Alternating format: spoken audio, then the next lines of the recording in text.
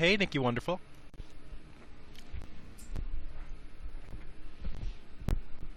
Hey, Redneck Vegan. I can't wait to talk to you, Nick. We got some stuffs. Got some stuff to talk about. Hello. I hope you guys can hear me. Hope you can hear me good. No? Yeah?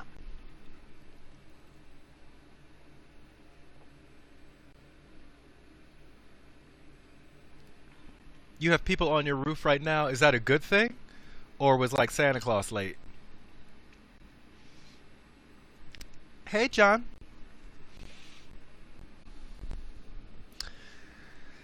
Ah, repairs. Yeah, I just got one. I just got one of those in last. Actually, it wasn't just got one of those last March. I just got a new roof on the space here. What's poppin'? Oh, there's so much poppin'. There's so much poppin'. I just left Ohio where I was at my in-laws, and it was a triggering experience. I mean, first of all, every other. Well, I'm not going to exaggerate and say every 5 minutes, but more than once I ran into an animal an animal in captivity, and it's a whole like holding my tongue type of thing, and it's just not the time.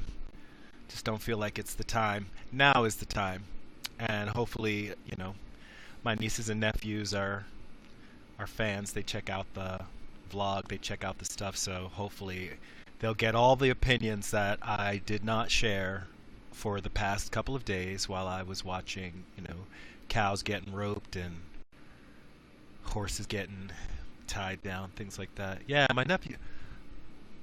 I can't even talk about my nephew because I think he is a stellar human.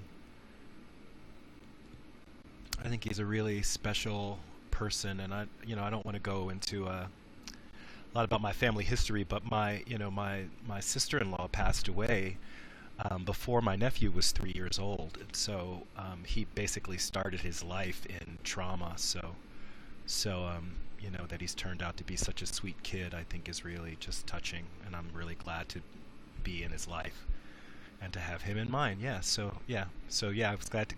great to feature him in a video, and of course to feature him in a video where I'm talking about white nationalism was pretty spell. Yeah, he's got a great face. Really,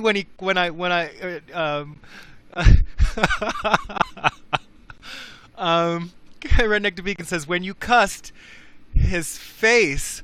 What did I say? Did I say bullshit? Because I try to keep it clean, but every now and then I drop something, and I think in more than one video I've actually dropped an F-bomb. So I don't want you guys to think that I'm incapable of using. I mean, I am an actor. I mean, I've had to say and do all kinds of things in character. I think I've even murdered someone on screen. So just so you guys know.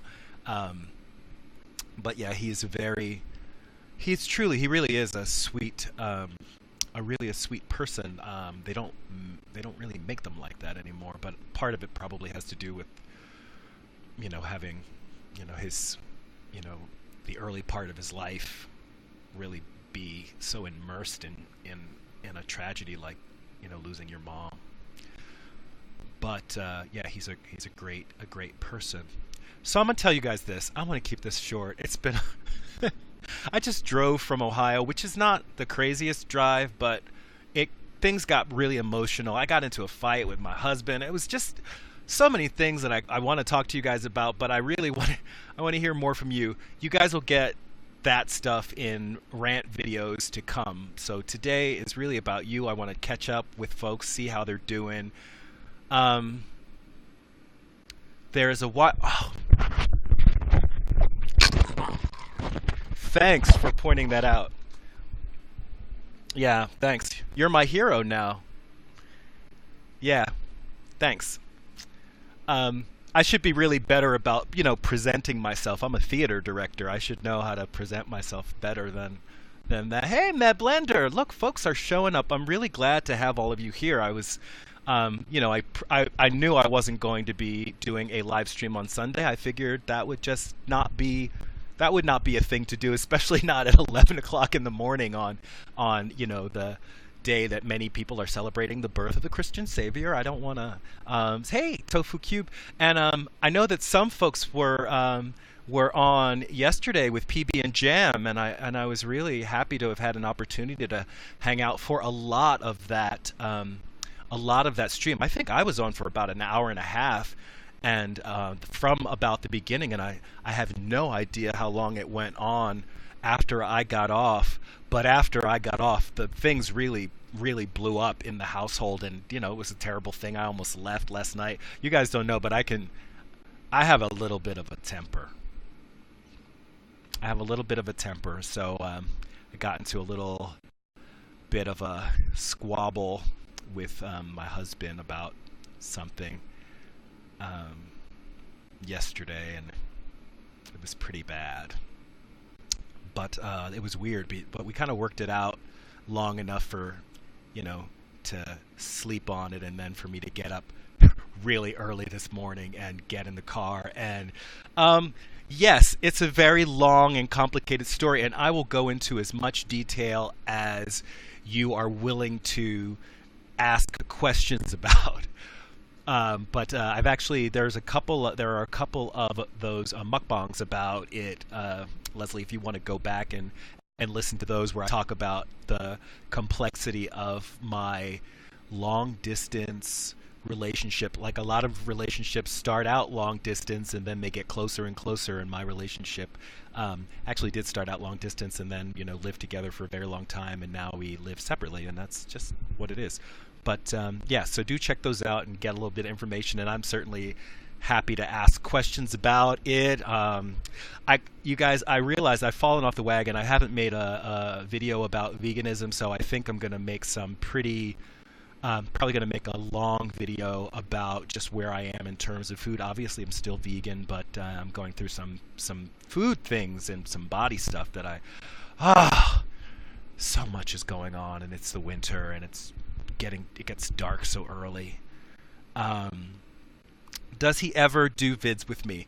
He does not do. That is actually one of the things that I am planning to do. I was thinking about going raw for the new year. I really only ever want to be raw, and it's so terrible because, people talk about being raw as such an extreme way to live, but the way my health rapidly deteriorates, and if you're not 50, you just stay out. I mean, when you're 50 years old and you are raw and feeling great and being able to get up and go running and not just have boundless energy, and then just going to grains, I've been without energy. It's just, it's terrible. Yeah, thank you. Yeah, over 40.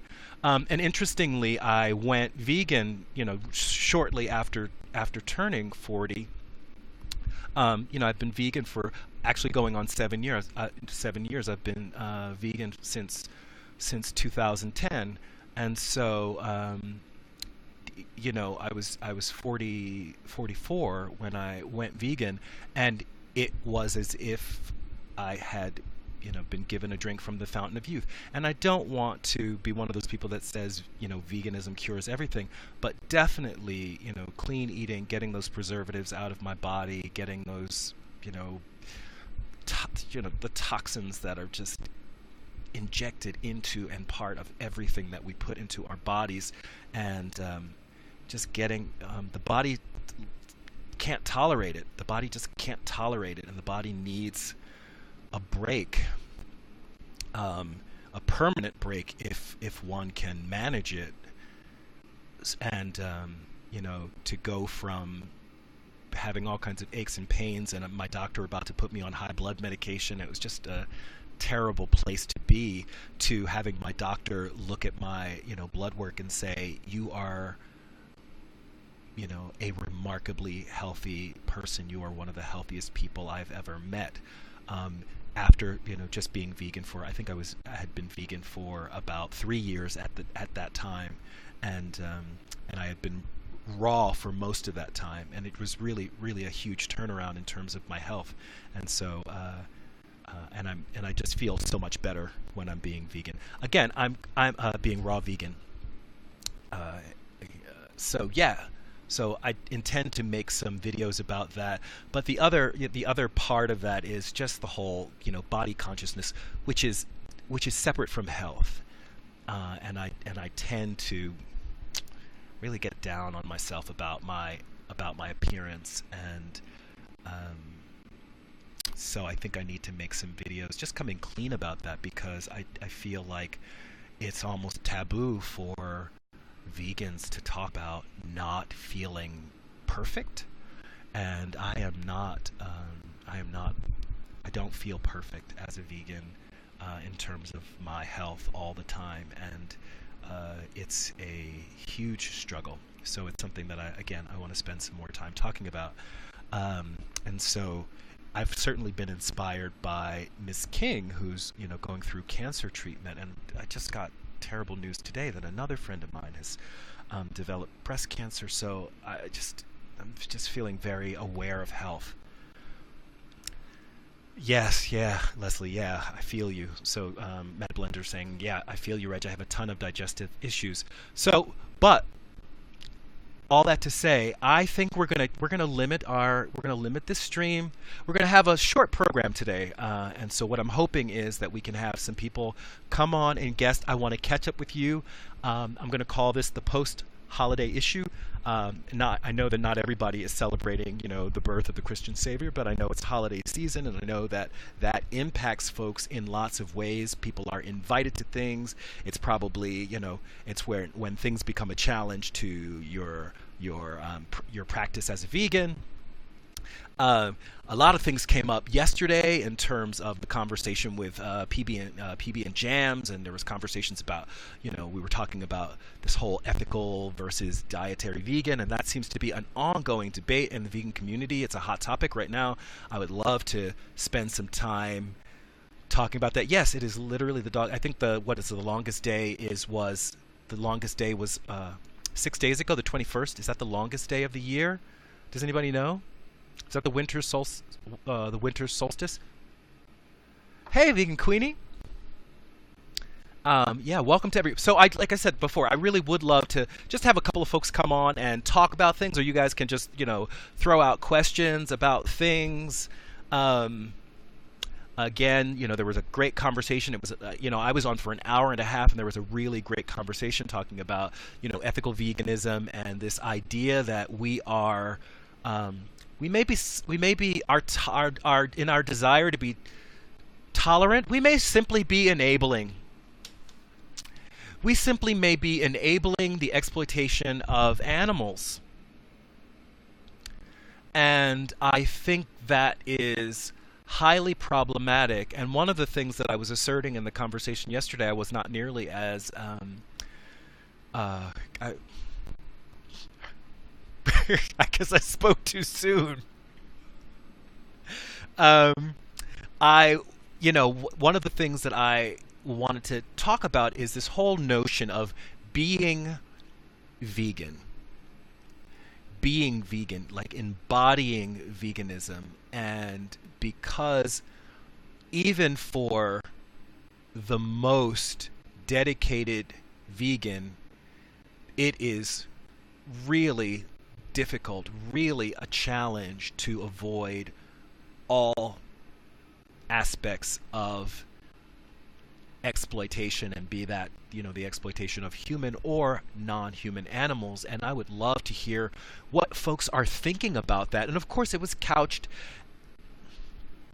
in terms of, a particular set of vegans who are really seeming to be pushing for a movement towards dietary veganism. And there were a lot of people on the call yesterday who seemed agreement that it had to do with the commercialization of veganism. When we're trying to market veganism as a product, we really only can talk about the practices themselves and the ways that we can, make those practices as easy as possible to reach the widest possible audience. And by trying to reach the widest possible audience, we're going to be reaching people who aren't going to be into the idea of never eating animal products, right? So with that in I'm not a racist. I only say the N word a few times a week. But even though I'm going to say this, even like I'm in agreement with you, Nick, about this idea that yeah, if you're we embody racist ideology. You know, we have internalized racist ideologies. We live in a country that was founded on the exploitation, the you know the murder of the indigenous people by Europeans, and that was by the Spanish, by the French, by the British, by the Portuguese, in huge numbers, and the capture and enslavement of Africans in huge numbers. Actually, I've discovered recently that 25 times the number of slaves were brought south of the North American border, south of the what we could now call the United States. So slavery, widespread, and so this idea that in order for that to work, we had to have an ideology in place to deal with the cognitive dissonance that had to be operating inside of people who were a part of that process, right? And so racism becomes internalized. The very notion of whiteness was invented in the 1680s as a way to intentionally divide poor people in this country. And so even the notion of whiteness was born out of racism. So for a person to say that they have not internalized on some level racist ideology is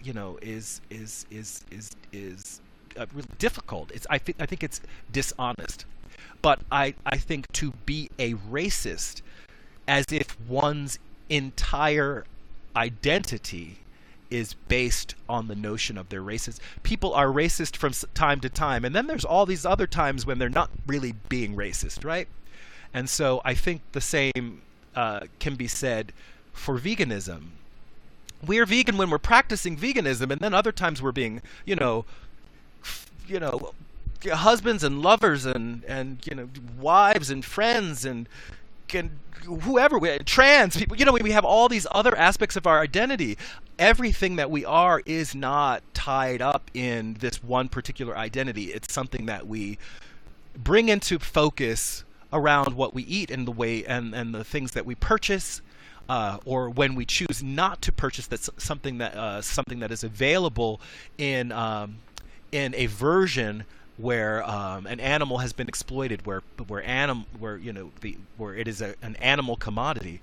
And so the non-identity formulation fixes that. I want to know what Jonas Sunshine says. The non-identity formulation fixes that, and I don't know if that was directly based on something that I said, but I want to know more about what's being said there. Hello, Soy to Luna. Soy to Luna. You're my moon. Is that what it is? You're my moon. Okay, I'm gonna buy that.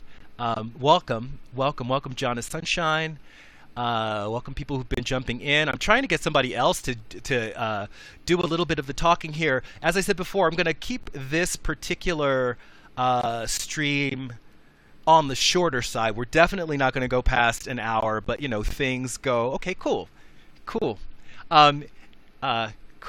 Soy Tuluna says yes, exactly. So I'm hoping that we can have some other folks get on here and do some talking. And if not, then I'm going to talk about some people in this space, and then you're going to have to decide whether or not you're going to come on and defend yourself. And hey, Hit Like a Girl, welcome. So Nick, so Redneck to Vegan, I have been catching some pretty hostile things being said about you that I found very upsetting. But at the same time, I was finding it upsetting.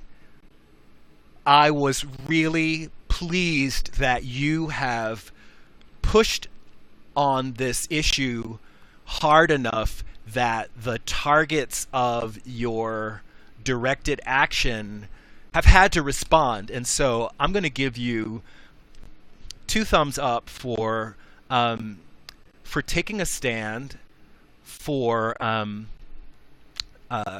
and this is Redneck to Vegan. I'm going to give you 2 thumbs up for, one, taking a stand and really drawing a line in the sand and saying, really, we can't simply change the definition of veganism to suit the, and I hate to say the least common denominator, and I'm not talking about people being the least common denominator. I'm talking about anybody who maybe thinks about eating a vegetable, which it seems like that's where we're going to go. Like if you choose to have a vegetable on your plate, you're a vegan.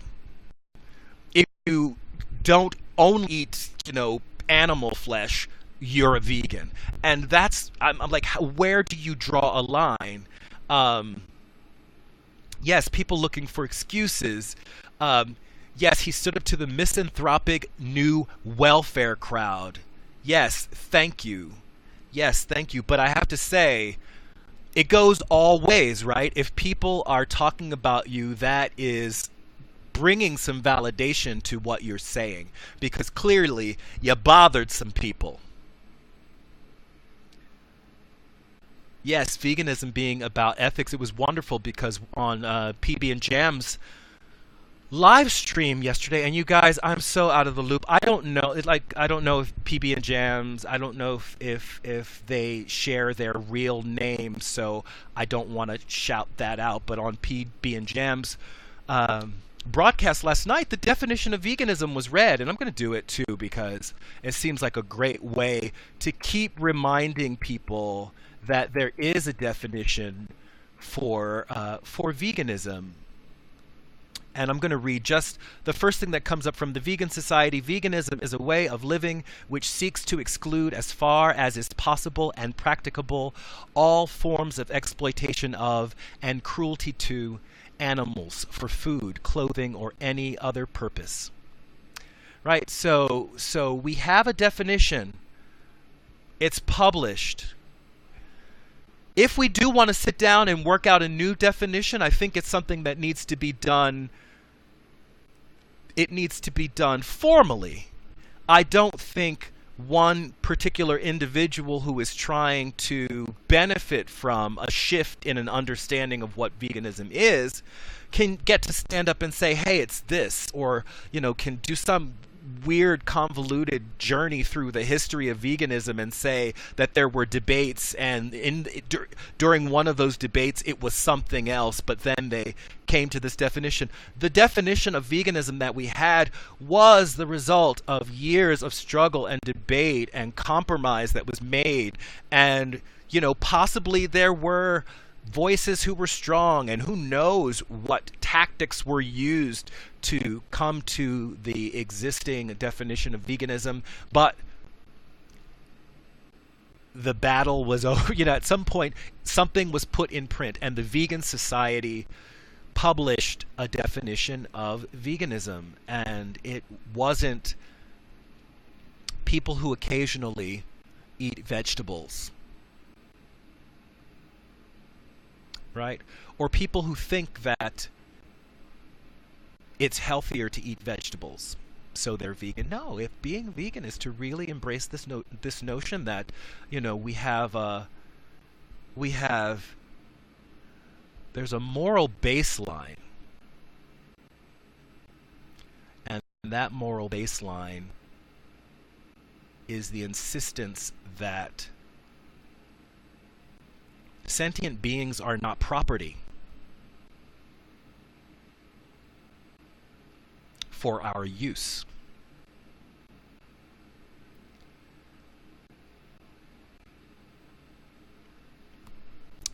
That's it. So with that in mind, again, I'd love to hear. Cool, Omski, welcome, and yes, glad to see you broadcasting and discussing ethics. I am glad to be here discussing ethics and to have your company, and welcome. Jonas Sunshine, because it means she keeps them captive for her use and kills the males. What is this? I'm missing so many things. He wants to make money from Taco Bell for his daughters. Yeah, there was that whole Taco Bell thing, and that's another thing that was just so silly, right? About is it Randa and Nina? I'm not sure what Jeff's daughters' names are, but they made a Taco Bell. Why? Why do they? It's like they're trying to have a career. It's like, you know, it seems to me like the whole idea of being a vegan is you're trying to create an alternative system for commerce and for food and for the things that we require to live. We're trying to create alternatives for those things. So why use your beautiful vegan self to sell Taco Bell, right? Those are lifelong vegan entities, right? Those were the bodies that wealth too. Wealth had a little bit to do with it, but it's wealth and veganism, right? And Taco Bell didn't have anything to do with it. So why use that? It's so interesting because I have a friend who does synthetic eyelashes, and where they apply the eyelash one at a time to give you that look of fuller eyelashes, and is often hired by mascara companies because when they do the photographs for mascara, it's not the mascara, it's false eyelashes. So you're helping the mascara company to lie. Now, it seems to me that that's really what's going on when someone who is living their life as a vegan, presents themselves happily eating a taco, something that they would never eat in their real life, never eat in real life. It's helping Taco Bell, who is part of the animal commodities industry, to sell animals. So it's difficult to get a man to understand something when his salary depends on not understanding. Upton Sinclair, is that from the jungle? Is that from the jungle, Nick? Selling out. People are saying yes. Vegan love, love, love, love your upload to show Happy Healthy Vegan the truth. Yes. Really, I was really disappointed with Angie. And I've been disappointed with Angie before, and I don't think it's that Angie is, trying to do something underhanded. I don't know what Angie's motivations are, but it just comes off as Angie not being a very good, at interviewing people. She tends not to probe at all. And I wish she would probe more. And so when, she sits next to, for example, when she was doing the interview with Vegan Cheetah, and she asks the question and he starts talking about fish, and she makes a face where it seems to me that she's disturbed, or at least she's mocking the idea of being disturbed at him talking about people eating fish. But she never says, don't you find that problematic? Just asking a question to see, where is it coming from? What is his underlying meaning? And, to maybe talk about the relationship with Jeff Nelson, who invited him to be a speaker at the, whatever that Veg Fest thing is. I don't know. There's whatever that was. Which was very interesting to me, that you had all of these doctors and all of these, experts in the field of science and medicine who were there on panels talking about veganism, and then you had Vegan Cheetah, who's a troll, and I don't mean to say that he's a troll. I don't mean to say that he's a troll as an insult, but that's his thing, right? He gets down with that. He's the vegan drama, right? That's his thing, and he should be. And I would hope that he's, proud of that identity. If he's going to do it, I wouldn't do that. I wouldn't take pride in that. But if you're going to do it, I hope you take pride in it. And if there's shame in the game, get out of the game. Could you imagine meeting all those esteemed doctors? Yes, it would have been a wonderful opportunity to meet all of those doctors, and to learn something from them, and then to bring that back to your viewers and say, hey, here are the things that I learned when I was. Got none of that. What we got is suddenly this onslaught of attacks on ethical vegans in the community. Still disgusted that VC was invited when he's not even vegan. Yeah, not. Again, that question keeps coming up. And here's the thing: if the Vegan Cheetah is on a journey to become vegan, say I'm on a journey to be vegan. I'm not there yet. not make excuses and say, "Hey, I'm fine where I am." And, just I think a few analogies were made about this. One was, if you're practicing medicine, you're not a doctor until you're a doctor, right? Just because you've read a medical book or because you have an interest in medicine does not make you a doctor. And so, again, as I said before, I hope that we'll get some folks on to. I don't know why I push so much. I'll just talk, whatever. If folks want to jump on, that would be great. We've got a lot of folks here, a lot of content providers here watching right now. I'm really excited about that. A few folks who I've not met before, and did that make a weird sound when I hit the microphone? Does it make sound when I do that? Anyway, so Mad Blood, I agree. If you're working towards veganism, be honest, it's fine, but don't act like eating meat on Monday is vegan. Eating meat on Monday is not vegan. It's not eating meat on Monday. Not eating meat on one day a week is not eating meat. And some places, not eating meat on Monday is poverty, right? There are a lot of folks who don't eat meat but would love to eat meat. Should we call them vegan? It just gets ridiculous. You saved Charles about 1 to 2K the other day. I'm interested in that story. Okay, so if we're going to start getting stories about things, we're getting opinions from folks, a lot of stuff in the chat. We can, you guys know I'm terrible at the chat, at reading the chat. I'll go back and see if there's anything I missed. But, I much prefer to have you just come on and say a few words. You don't have to stay for 20 minutes. You could just come on and give your opinion and, let's hear it, and we'll get lots of faces and stuff like that. And then when I finally get around to making the thumbnail, I can cut out everybody's picture and make that nice little collage and have it say food for thought underneath. Come on, you guys know how I like to do it. SMOG registration is strong. Smog registration is strong in California. He was going to buy a car in New York and ship it to LA. I know it's true, right? But I do that. I have a few of those collages with you, Leslie.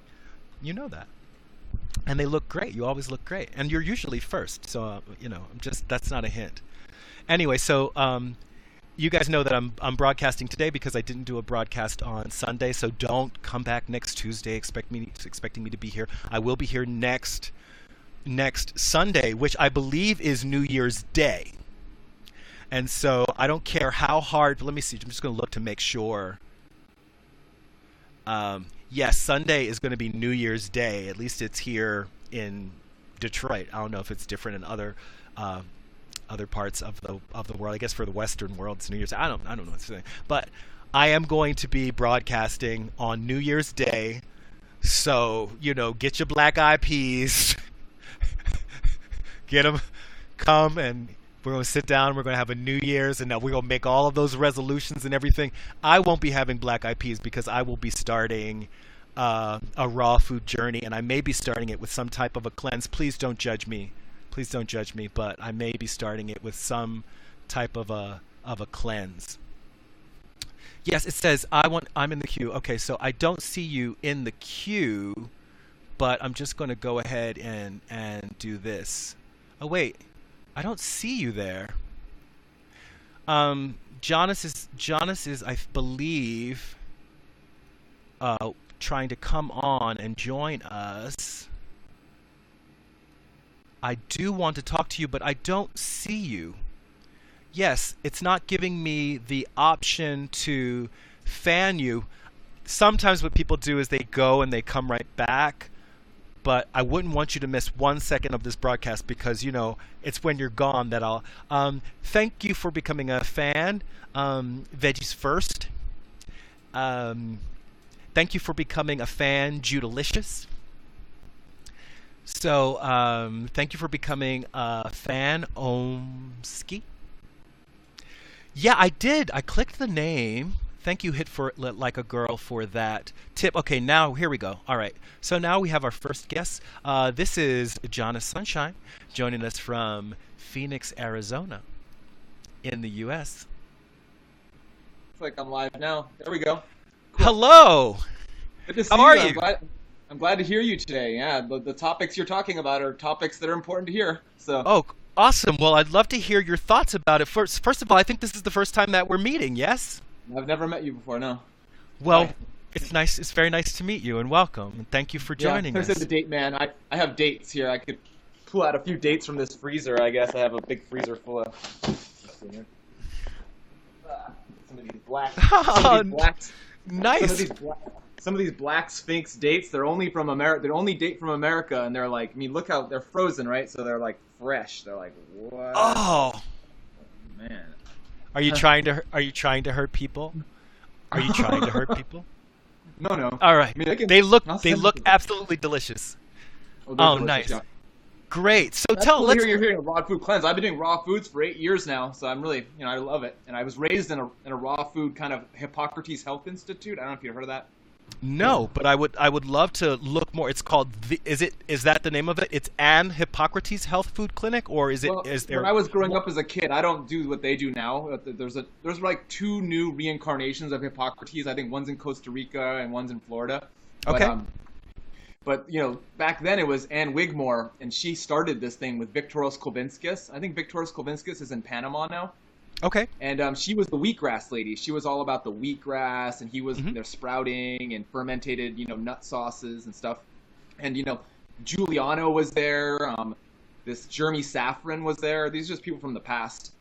I'm pretty old. I think I'm a little older than I look, but my mom moved to Costa Rica too, and she's bought a piece of land. She planted 600 trees. She built a house. So she's doing her thing. And you're in Arizona. I'm in So Phoenix. I like it here. Yeah. Right, and is that high desert or low desert? What would that be considered in terms of? Because it is the desert, yes. We call it the Valley of the Sun. So there's about 12 cities, and they're all just one city, really. You can call them Gilbert, Mesa, Phoenix, Scottsdale, Chandler, Sun City. There's a bunch of them. You can call them by their names, and there are separate cities, but as far as a metropolitan area, it's one area. There's no separation. I mean, it's an ancient civilization of the Hohokam, Native American Indians. Okay. They built this canal system, so there's 400 miles of canals here set up by the Native Americans. We just followed whatever they did. So we followed their pattern, and this whole city's irrigated. So this whole city is like an orchard. There's orange citrus trees, and you name it. There's a lot of kind of trees here. That sounds absolutely beautiful. I'll be starting on my 42nd year, Judalicious. Oh, wow. Oh, wow. Well, it is, like I said, it's wonderful to meet you and wonderful to have you on. And I'm wondering do you have any thoughts to share on any of the topics that we've had, or any particular thoughts that you'd like to share at all? Yeah, what I've been doing is I've been capturing the videos. Like I do like a screen capture thing. Okay. So, people make these moments and stuff. They make a moment, and there's all these moments, and the moments are hard to play, and they don't always play right, and they kind of skip, and it's hard to get them to start. So I've gone through all these moments, and I've been like capturing them, making them into longer videos. So I have the moments into videos, and it's kind of incriminating. It's an observation. I do this thing called nonviolent communication, and observation is a big part of it. It's like not having a judgment about it. It's not about it's right or it's wrong. And sure, people can make those assessments about whether it met their needs or not. But it's so important that people see what has been said. It's like a record, It's like, okay, he said this, and he said this. So he said maybe something different to Healthy Happy Vegan than he did on his broadcast. In his broadcast, he might be drinking a bunch of alcohol and going, being a little bit more honest, than he would be when he's in his full game on, about, this is how I'm glad to be on Healthy Happy Vegan, and that's important to push my agenda of why we should accept some meeting into the definition of veganism. And I've been, these Rastas from Providence, Rhode Island, they came over to New Mexico where I grew up with my mom. Where in New Mexico? Cerrillos, Los Cerrillos, Cerrillos Madrid area. It's south of Santa Fe. I know Madrid. Oh yeah, great. Turquoise Trail. Yeah, Madrid's a great town. I grew up in Madrid. I'm playing hacky sack on the street of Madrid every day with my friends. It's an unincorporated town. There's worker. The people who own the galleries in the town. They're what make the town. And sure, it's a tourist town, and it's about people driving through and spending their retirement money or whatever it is. Like that. The whole Santa Fe is a culture of fake arts. Fake arts to get people to buy into like a. It's Native American appreciation though, so it's not like it's not something that negative, but I liked growing up there, And when I was there was these Rastas. They came from Providence to fix up an old adobe house, and they gave me a job as a grunt worker. Clean up the site, help with carry stuff, mix mud, mix cement, make adobes, and whatever it takes to make this house nice that they were building for this guy from. He was a director, RISD. It's like a school, Rhode Island School, Institute of Design and Art or whatever. And so he was the dean there, and he moved out to New Mexico, and he bought this house across the street from the church, and it's a abandoned house. It was like a. I actually, I've been in that church. Oh, you know that? Yeah, Tom Mars is his name, but yeah, that church really. I've never even been in the church, but I live there. That's funny. Okay. But it's like. But yeah, it's like right there. So I was working on that house, and they showed me this movie, 2 movies, Blood of the Beast, 1949. And The Story of O. Story of O is about a woman who gets dominated, and then she starts dominating other people. And it's the first porno ever written as a book by a lady named Pauline. Okay. And then it was kind of making the point about domination and phallic. And, they're trying to say it's domestication is phallic was the point they were trying to make to me. Like, it's for humans to control the sexing and the breeding of other animals. That's not our business. We have enough trouble with our own relationships, with, organizing each other. So to be modifying animals. And then The Blood of the Beast was a 1949 movie from the slaughterhouse in France where they were killing horses, basically. Just, it's a slaughterhouse showing the whole process from the killing to the skinning to the everything. It was a creepy movie. And I was like, and they were saying, go vegan 100% by the time you're 20 years old. And then I was at my 20th birthday at lunch, and I was 15 at the time then. And I was there at lunch, and I was like, yeah, this is the last cheese sandwich I'm ever going to eat. And that was it, Wow. So that point on, it's been a while now. And, as time went on, since 2008, I learned about Mike Arnstein. And, there's raw food meetup groups and stuff. It's Phoenix. It's a big city, and there's raw food meetup groups are a big thing. And that's been happening since 2004. And so I go to these things, and I'm meeting these people, and I'm making these connections. And then one time I went to a vegetarian Thanksgiving meetup group in 2008. And there was this guy there not eating. And I'm like, why aren't you eating? And he's like, oh, because there's nothing I can eat here. It was Loving Hut, the Loving Hut, the Supreme Master Qinghai vegetarian house. She calls herself the reincarnation of Buddha, and she's got a big following, and she's from Vietnam, but she speaks Chinese. But she owns this restaurants all around the world that serve vegan food, and it's all fake meat, so it's fake this, fake that. And it's, it's okay, delicious, and I've gone there and eaten there.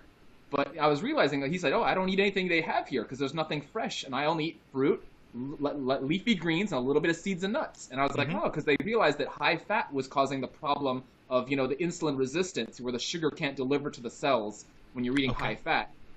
So that was like kind of a breakthrough in raw foods.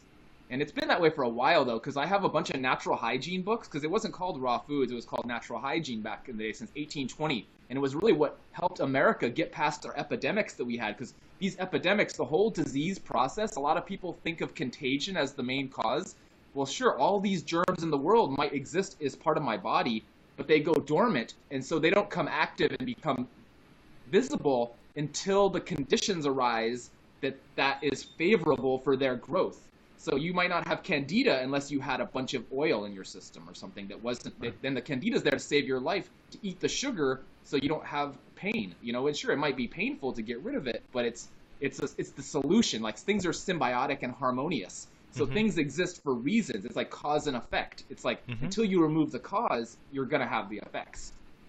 So it's pretty simple. And you see Belle's in here. Belle knows all kind of about it too. She's been doing it for a while. What about herbs? She says, yeah, there's a lot of plants that have poisonous, chemicals in them to defend themselves.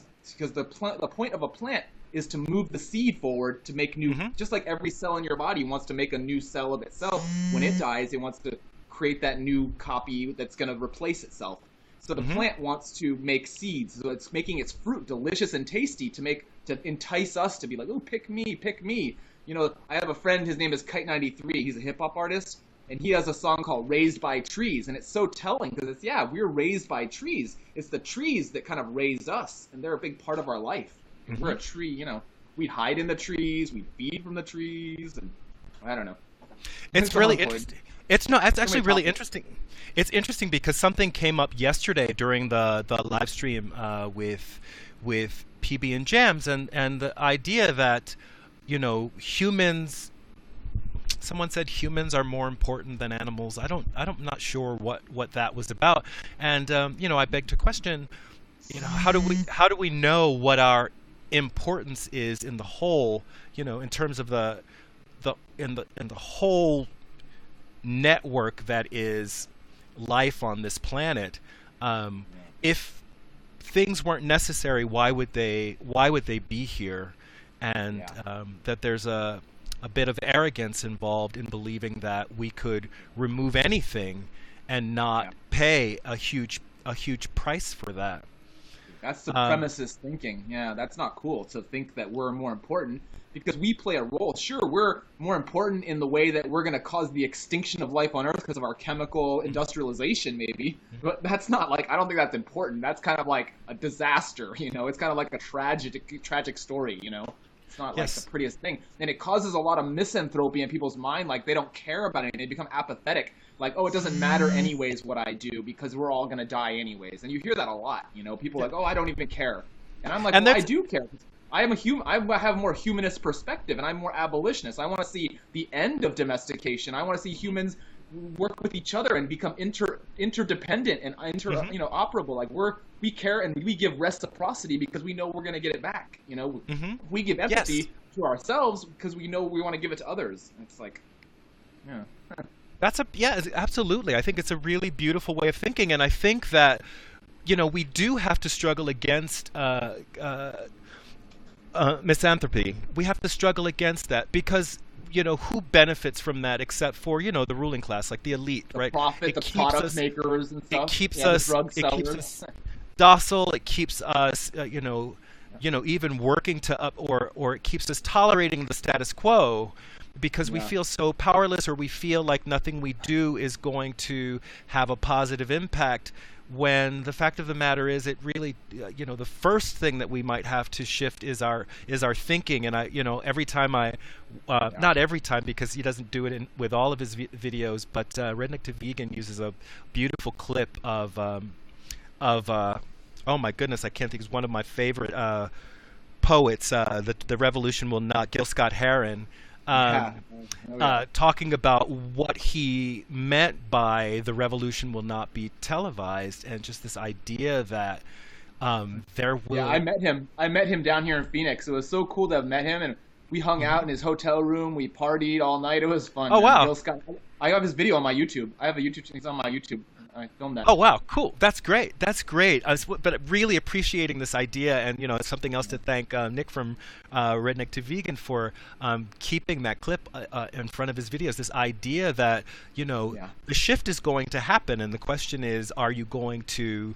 It's not going to be something that you buy. It's not going to be a T-shirt. It's going to be something that a great shift forward that we will make, and this.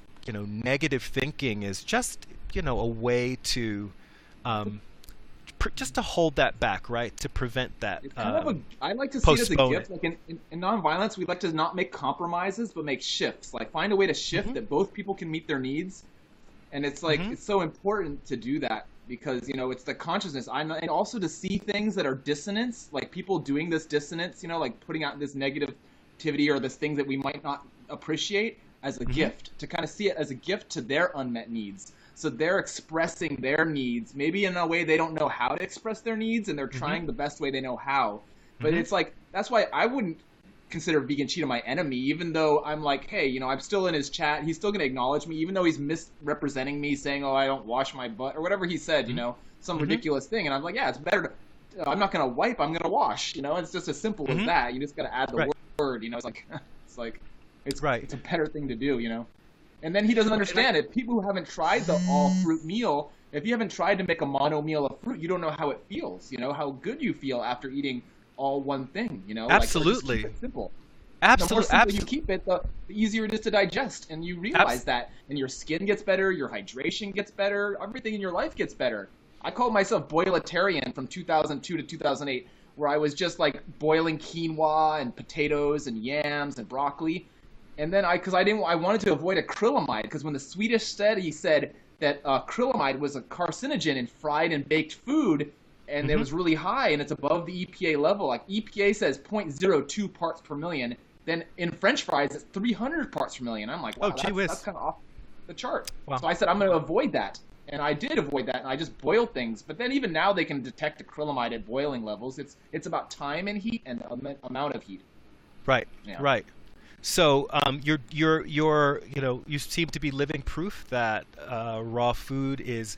I mean, I don't want to say you look healthy. I don't know what that means, but you seem to be expressing I feel good. joy in your choice to live a raw Well, it makes me lifestyle. happy. It just Hmm. makes me happy to eat fresh things. I mean, if I ate something that wasn't in my schedule, I could feel it, and I'd be like, my body's super sensitive. And the more, Hmm. like in natural hygiene, we have this thing saying the higher our tolerance, the lower our health. So the more we Hmm. tolerate of things that aren't healthy for us, I mean, our body will do it. Our body's a super machine, you know. We know how to protect ourselves, and our body, Mm. every living organism on Earth, is doing what it can to protect itself. And Yes. so it knows how to do that, and there's more intelligence in the cell of a living cell than all the scientists of the world put together, they say, you know. And Yes. it's like, Yes. so it's Of like we don't course. know, we only know so little, you know. We 1/30,000th of nutrients. How can we say we have these answers? You know, we have clues, we have ideas, but a lot of the things we do is we start experimenting on animals, and that's not fair. So that's like, it's not necessary. We can just follow nature. Like the Oracle of Delphi, a lot of women have been fundamental, like, you know, Florence Nightingale, Mary Grove Nichols. I mean, all these women have been key, like in the origin of this. Even the lady who named vegetarianism, Franny, she was an actress in Georgia. Before that, it was called Pythagoreanism. And you Oh know, wow. and so like, you know, I was not aware. it's Jay Dinshaw's wife, Freya Dinshaw, and she was a colleague of Donald Watson, who made the term vegan to say, well, there's corruption in this vegetarianism, so let's take the beginning and the end of it and make veganism, which